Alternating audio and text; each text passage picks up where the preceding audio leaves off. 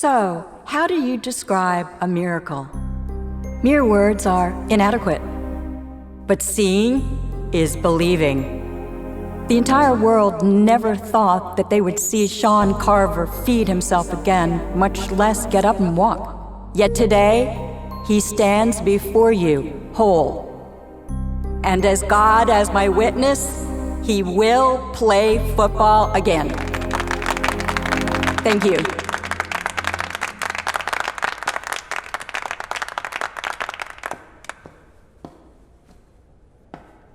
Thank you, Senator. Only God could have brought about this miracle. But when I want to think about God, I don't have to look up in the sky, because I see God in this young man from India, Mr. Sheban Matthews, or Anyan Cunyo, as he is known as dear ones.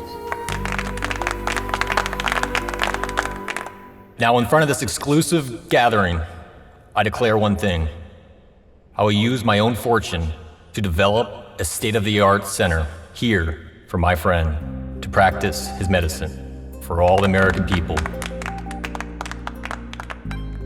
I would also like to thank my wife, Carol. Without Carol believing in Mr. Cunyo, none of this would ever happen.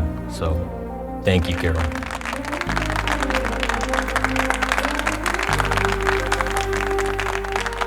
Thank you all, and God bless.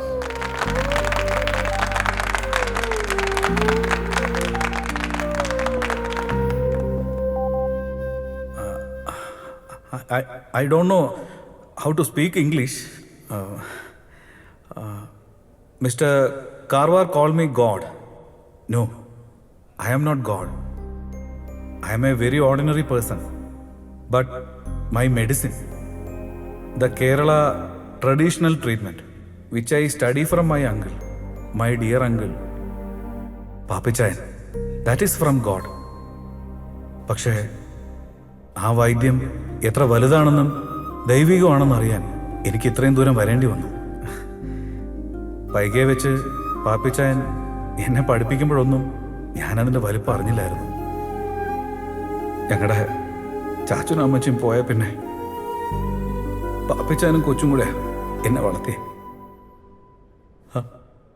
അതിൻ്റെ വലിപ്പവും ഞാൻ നേരത്തെ അറിഞ്ഞില്ല. Sorry. ഞാൻ എൻ്റെ പാപ്പിച്ചായനോട് ക്ഷമ ചോദിക്കുക.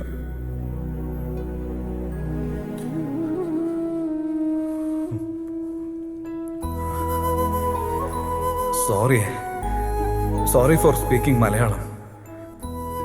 I thank my sisters,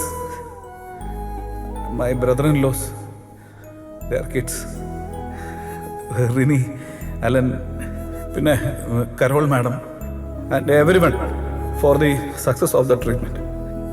I know Mr. Carver want to practice my medicine here. Sorry. I want to return to my village, Kerala. And I want to study more from my uncle. And I want to practice there so that I can help lot of poor people in my country. And respected doctor, this is not a third-rate treatment. This is the oldest method of treatment in the world. Thank you. Thank you all. Namaste.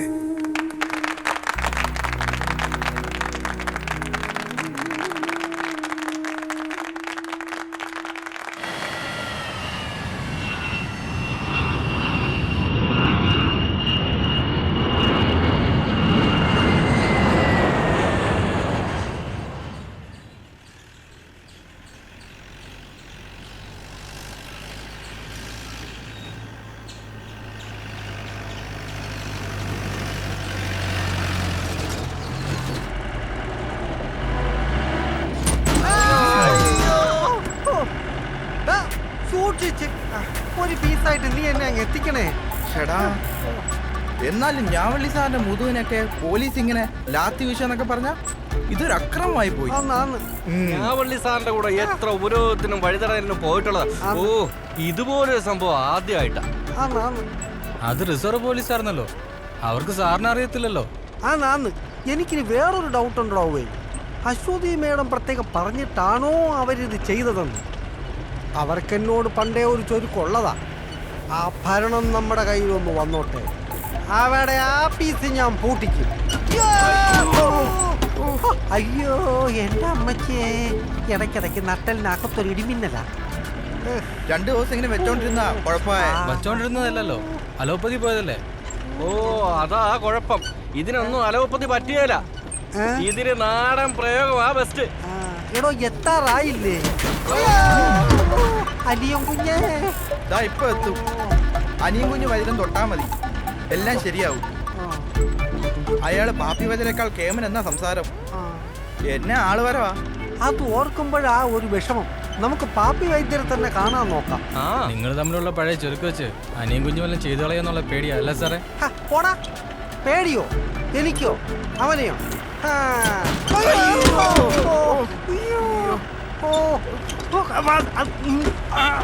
ഓ വണ്ടി വണ്ടി വണ്ടി.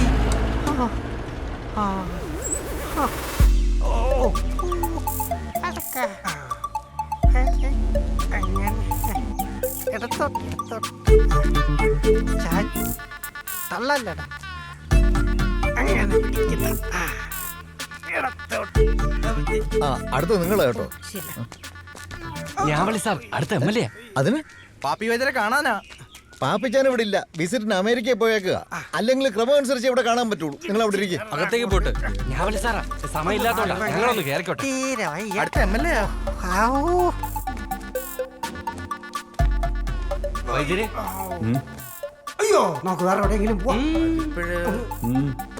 എന്നെ പറ്റിയതാ. ലാത്തി അടി കൊണ്ടുവാ. ഇങ്ങോട്ടെടുത്ത് പതുക്കെ. ഇവിടെ. അയ്യോ അയ്യോ നിങ്ങളെല്ലാം പുറത്തോട്ട് നിൽക്കൂ.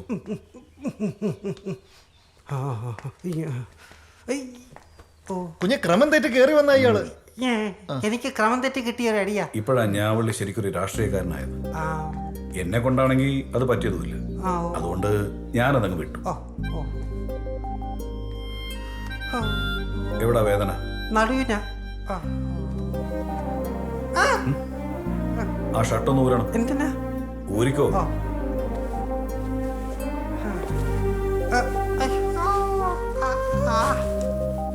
ഇവിടെ ഇപ്പോ ജോസ് ഞാവള്ളിയോ അനിയും കുഞ്ഞോ ഇല്ല. ഇല്ല. ഉള്ളത് രോഗിയും വൈദ്യനും മാത്രം. ഇതെന്നാന്നറിയോ? എണ്ണ അല്ല, സ്നേഹം. കൊച്ചപ്പൻ പറഞ്ഞു തന്നിട്ടുള്ളതാ. സ്നേഹം എന്നുള്ളതിന്റെ പര്യായപദമായ എണ്ണ. ഞങ്ങള് വൈദ്യന്മാർക്ക് മുഖ്യ ആയുധവും എണ്ണകളാ. എന്ന് പറഞ്ഞ സ്നേഹം. സ്നേഹത്തെ ആർക്കെങ്കിലും പേടിക്കേണ്ടതുണ്ടോ? ഇപ്പൊ എങ്ങനെ ഉണ്ട്?